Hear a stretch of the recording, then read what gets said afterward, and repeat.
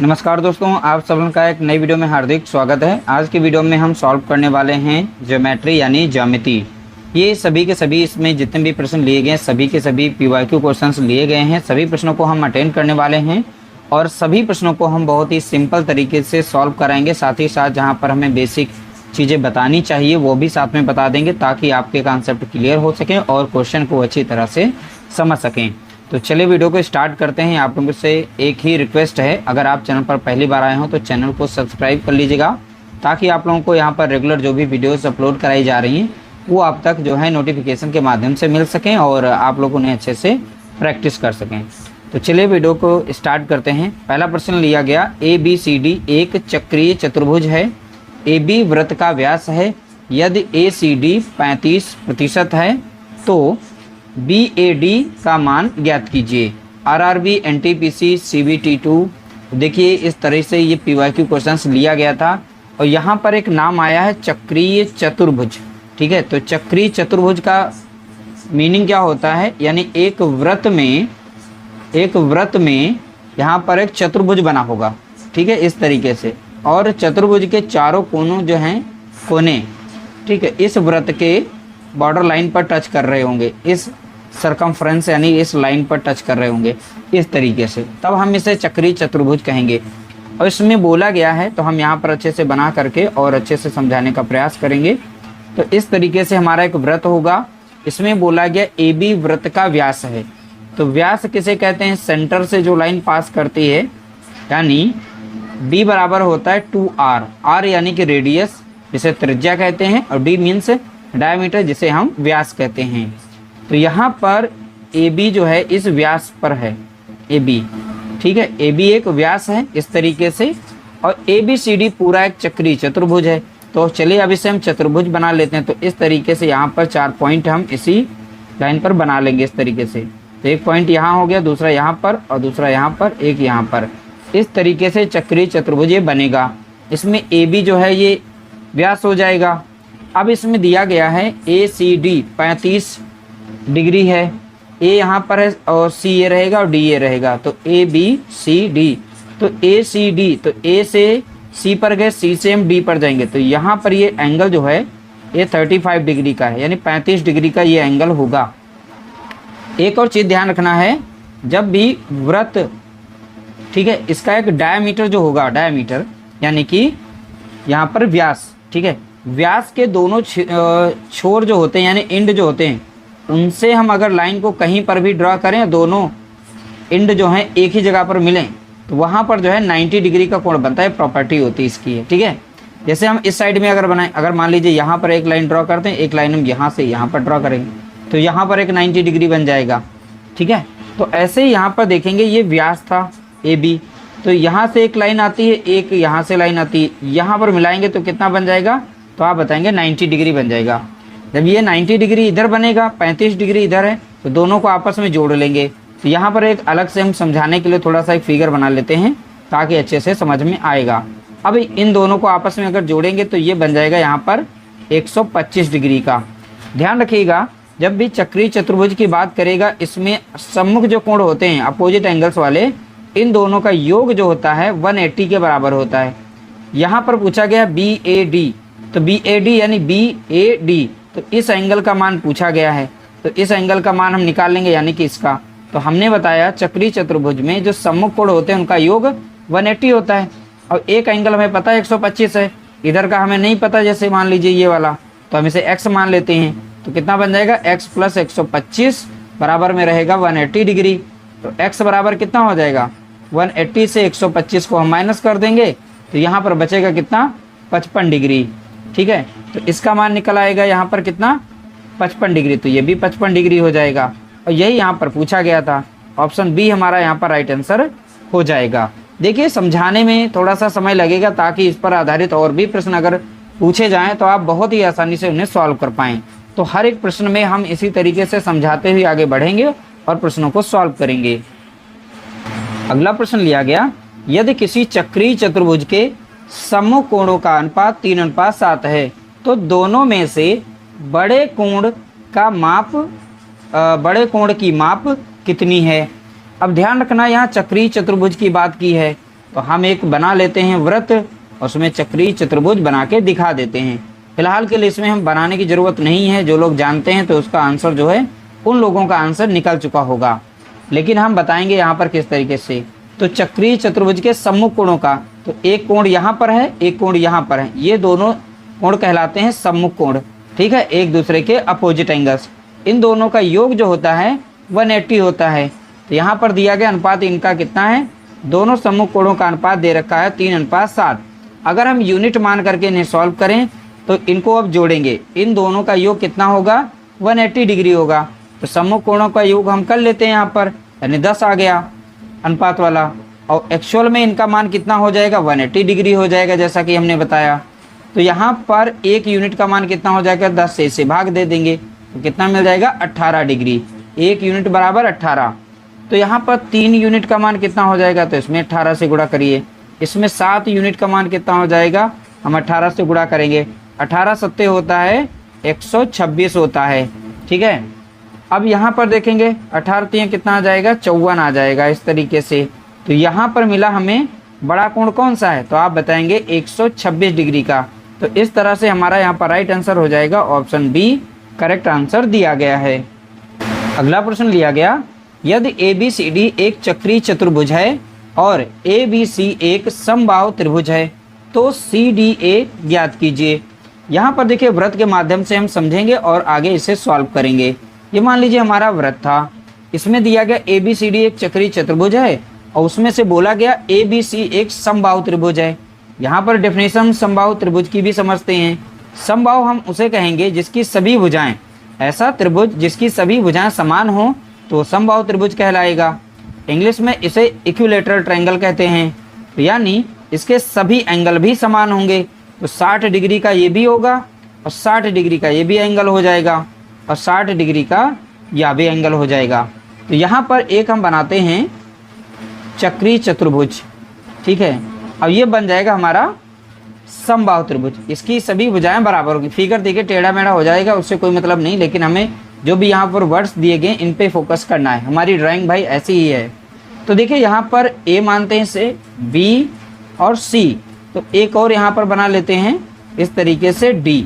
तो ABC एक समबाहु त्रिभुज है। समबाहु में सभी भुजाएं इसके समान होंगी और सभी कोण इसके 60-60 डिग्री के होंगे।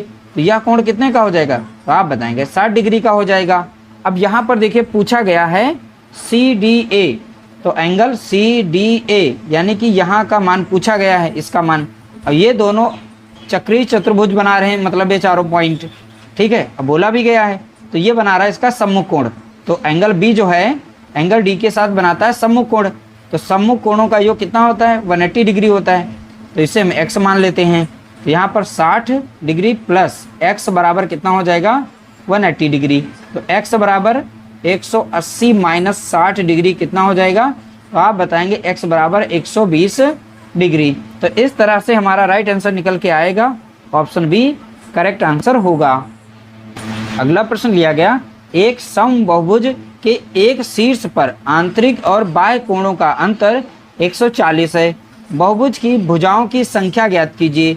n मीन्स यानी बहुभुज की भुजाएं की संख्या। ध्यान रखिएगा, जब भी इस तरीके से बहुभुज की बात करेगा तो यहाँ पर फिगर जो भी बनेगा तो उसमें एक शीर्ष बनेगा, नहीं कि कोना। जैसे कि यहाँ पर एक फिगर बना के आप लोगों को यहाँ पर दिखा देते हैं, शीर्ष किसे कहेंगे। देखिए इस तरीके से जब भी फिगर बनेगा तो यहाँ पर ये शीर्ष बनेगा कोना। अगर ये सीधी लाइन को हम डैश डैश करके यहाँ खींच दें तो एक देखिए अंदर का जो कोण बनता है इसे आंतरिक कोण कहते हैं, और यहीं पर जो एक बाहर बनेगा कोण इसे बाह्य कोण कहते हैं। तो आंतरिक कोण और बाह्य कोण का अंतर बोला गया है 140 डिग्री है दोनों कोण का। इसे हम x मान लें, अगर इसे y मान लें, ठीक है। तो यहाँ पर अंतर कितना बनेगा, x माइनस वाई बराबर में कितना रहेगा, 140 डिग्री रहेगा। जैसा कि प्रश्न में बोला गया आंतरिक और बाह्य कोणों का अंतर 140 है। अब देखिए अंतर बोला गया, और यहाँ पर एक सीधी रेखा पर जब भी इस तरीके से एंगल बनते हैं तो सीधी रेखा पर बनने वाले जो एंगल होते हैं उनका सम कितना होता है, तो आप बताएंगे 180 डिग्री होता है। मान लीजिए x था, ये y था, इन दोनों को जोड़ेंगे तो मान कितना आना चाहिए, 180 डिग्री। आप लोगों ने एंगल पढ़ रखे होंगे तो आप लोगों को पता होगा। तो यहाँ पर एक समीकरण और बनाएंगे, x प्लस वाई बराबर में 180 डिग्री यहाँ पर हो सकता है, हो सकता नहीं होता है। ठीक है, अब इनको हम जोड़ेंगे, यहाँ पर ये माइनस में y हमारा प्लस में है, तो ये दोनों कट जाएंगे, तो यहाँ बन जाएगा 2x बनेगा। बराबर में इन दोनों को जोड़ेंगे तो 332 हमें यहाँ पर देखने को मिलेगा, 332 डिग्री। तो x का मान निकालेंगे, 2 से काट देंगे, 2 कम 2, 2 चंग 12, 1 0, तो यानी x बराबर कितना हो गया 160 डिग्री। और x हमारा था आंतरिक कोण, आंतरिक यानी अंदर का कोण, तो इसका मान लीजिए यहाँ पर कितना निकल के आया है 160 डिग्री। तो बाहर का कितना हो जाएगा, दोनों को जोड़ने पर 180 होता है, 160 में अगर 20 जोड़ दें तो यहाँ पर 180 मिल जाएगा। तो इस तरह से हमें पता चला ये 160 डिग्री था आंतरिक वाला, अब बाह्य कोण हमारा 20 डिग्री था। इन दोनों को हमने जोड़ा तो 180 यहाँ पर देखने को मिल रहा है। तो यहाँ पर पूछा गया था बहुभुज की भुजाओं की संख्या। तो भुजाओं की संख्या निकालना बहुत ही आसान है। एक और चीज़ ध्यान रखिएगा, जितने भी बाह्य कोण इसमें बनेंगे सभी बाह्य कोणों का योग जो होता है वो 360 डिग्री होता है। कितना होता है 360 डिग्री। बाह्य कोण हमने यहाँ पर बना के दिखा दिए, तो रट्टा मार के रखना है, सभी बाह्य कोणों का योग कितना होगा 360 डिग्री होगा। तो बाह्य कोण को डिवाइड कर देंगे, बाह्य कोणों का जो सम होता है उसको डिवाइड करेंगे बाह्य कोण से। अभी हमने यहाँ पर बाह्य कोण कितना निकाला है तो आप बताएंगे 20, तो 20 से इसे डिवाइड कर देंगे, 1 0 से 1 0, 2 कम 2 कट जाएगा, 2 कम 2, 2 8 16, तो n बराबर कितना हो जाएगा 18। तो इस तरह से हमें पता चल गया बहुभुज की भुजाओं की संख्या कितनी है, तो आप बताएंगे 18, यानी ऑप्शन बी राइट आंसर दिया गया है। अगला प्रश्न पूछा गया, यदि एक नियमित बहुभुज का प्रत्येक आंतरिक कोण 135 डिग्री है तो उस बहुभुज की भुजाओं की संख्या क्या है। तो आंतरिक कोण यानी कि अंदर वाला ये कोण दे रखा है कितना 135 डिग्री, तो बाह्य कोण कितना हो जाएगा, तो दोनों को जोड़ने पर 180 डिग्री मिलेगा। एक कोण हमें पता है, दूसरा पता कर लेंगे। तो 135 को 180 से माइनस कर दीजिए तो 5 बचेगा, यहाँ 7 से 3 जाएगा, बचेगा कितना 4। तो यहाँ पर हमें बाह्य कोण मिल गया कितना, तो आप बताएंगे 45 डिग्री का। ठीक है, तो इस तरीके से हो गया 45 डिग्री। अब हमने यहाँ पर बहुभुज की भुजाओं की संख्या पता करनी है, तो बहुभुज के सभी बाह्य कोणों का योग कितना होगा, तो अभी हमने कहा था रट्टा मार लेना, यानी 360 डिग्री होता है। तो बहुभुज का हमने यहाँ पर निकाला था बाह्य कोण, तो बाह्य कोण कितना है 45 डिग्री, तो 45 डिग्री से इसे भाग देंगे तो बहुभुज की भुजाओं की संख्या हमें पता चल जाएगी। यहाँ पर लग जाएगा 9 पचे 45 और 9 चौक 36, 1 0 बचा, 5 कम 5, 5 8 40, तो n बराबर हमें कितना मिलेगा यहाँ पर, तो आप बताएंगे 8, यानी बहुभुज की भुजाओं की संख्या कितनी है, तो आप बताएंगे 8। ऑप्शन सी हमारा यहाँ पर राइट आंसर दिया गया है। अगला प्रश्न पूछा गया, एक समषटभुज के प्रत्येक बाह्य कोण का माप ज्ञात कीजिए। तो यहाँ बाह्य कोण पूछा गया है, ध्यान दीजिएगा, समषटभुज दिया गया, षटभुज यानी कि भुजाओं की संख्या कितनी है 6। अब देखिए किसी भी बहुभुज का आंतरिक कोणों का योग निकालने के लिए एक छोटा सा फार्मूला बता देते हैं। तो देखिए आंतरिक कोणों का योग, अगर हमें आंतरिक कोण निकालना हो, ठीक है, तो उसके लिए फार्मूला एक ही लाइन में बता देंगे। ठीक है, आंतरिक कोण, तो ध्यान से देखिएगा इसको। ठीक है, सबसे पहले आंतरिक कोणों का योग पता होना चाहिए, उसके लिए फार्मूला होता है n-2 इंटू हो जाएगा 180 डिग्री, डिवाइड कर देंगे बहुभुज की भुजाओं की संख्या से, n यानी बहुभुज की भुजाओं की संख्या। इस तरह से हमें आंतरिक कोण मिल जाएगा डायरेक्टली। ठीक है, तो यहाँ पर n कितना है, n बराबर 6 है, क्योंकि षटभुज बोला है, षटभुज मीन्स 6, तो 6 से 2 जाएगा, बचेगा कितना, तो आप बताएंगे 4 बचेगा। यहाँ पर कितना है, तो आप बताएंगे 180 डिग्री। अब नीचे कितना रहेगा, तो यहाँ डायरेक्टली हमारा 6 ही रहेगा। अब डायरेक्ट हम काट सकते हैं, 6 कम 6 और 6 3 18, और यहाँ पर बचेगा 1 0। तो इस तरह से अगर गुणा करें तो 4 3 12, यानी 120 डिग्री यहाँ पर मिलेगा। आंतरिक कोण हमें पता चल गया, ये है 120 डिग्री। तो बाहर वाला कितना हो जाएगा, दोनों को मिला करके होता है हमारा 180 डिग्री, तो बाहर कितना हो जाएगा, तो आप बताएंगे 60 डिग्री। तो इस तरह से हमें पता चला बाह्य कोण कितने का है, तो आप बताएंगे 60 डिग्री का है। तो बाह्य कोण से, तो बाह्य कोण ही पूछा गया था, तो डायरेक्टली हमारा आंसर यहाँ पर निकल चुका है। आंतरिक कोण से हमने बाह्य कोण निकाल लिया, तो बाह्य कोण हमारा कितना हो जाएगा, तो आप बताएंगे ऑप्शन सी यानी 60 डिग्री आंसर होगा। अगला प्रश्न लिया गया, दो बहुभुजों में भुजाओं की संख्या समान है, यदि भुजाओं की लंबाई का अनुपात 3:5 है तो उनके संबंधित क्षेत्रफलों का अनुपात क्या होगा। अब देखिए यहाँ पर दो बहुभुज दिए गए हैं जिसमें बोला गया भुजाओं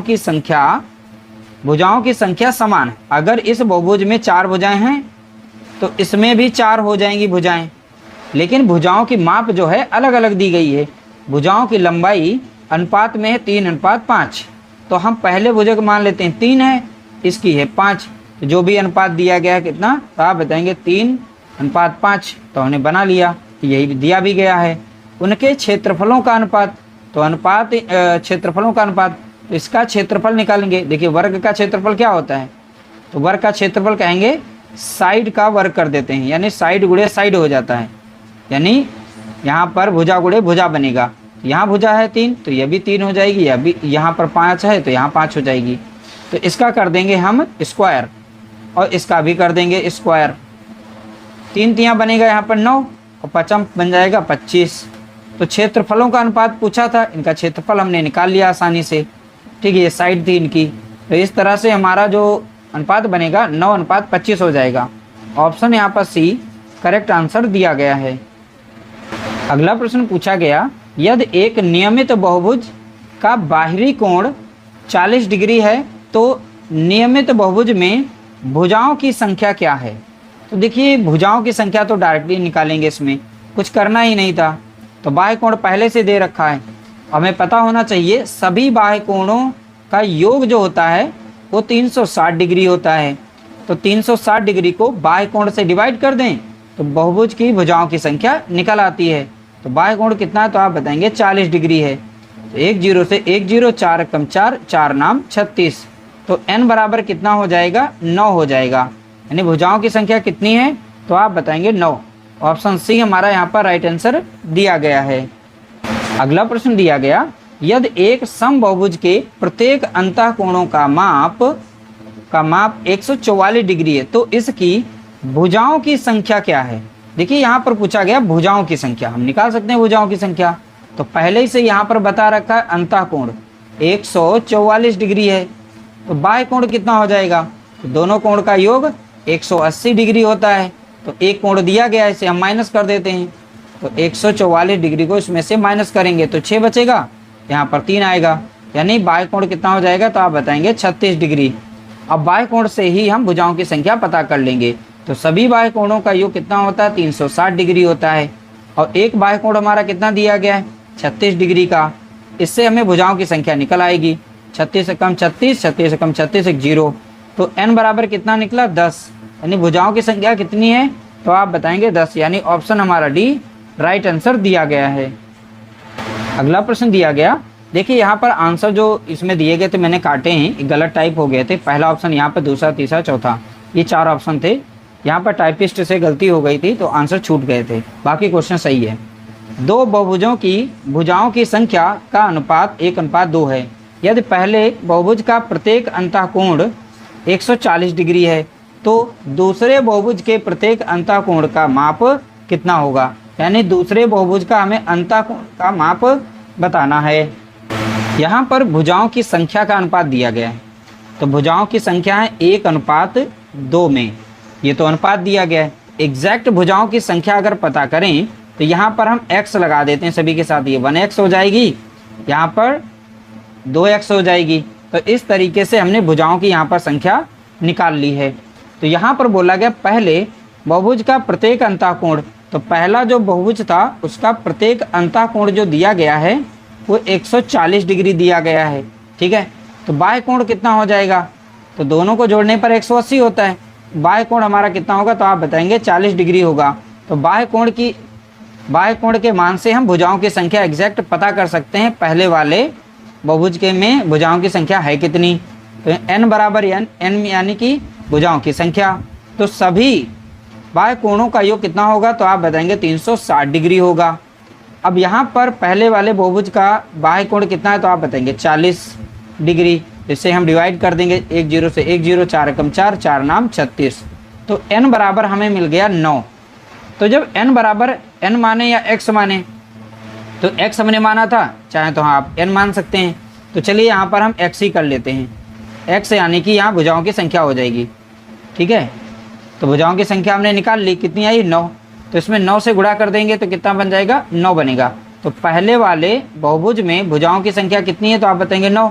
दूसरे वाले में भुजाओं की संख्या कितनी है तो यहाँ 2 गुणा कितना हो जाएगा 9, यानी 9 दूनी 18।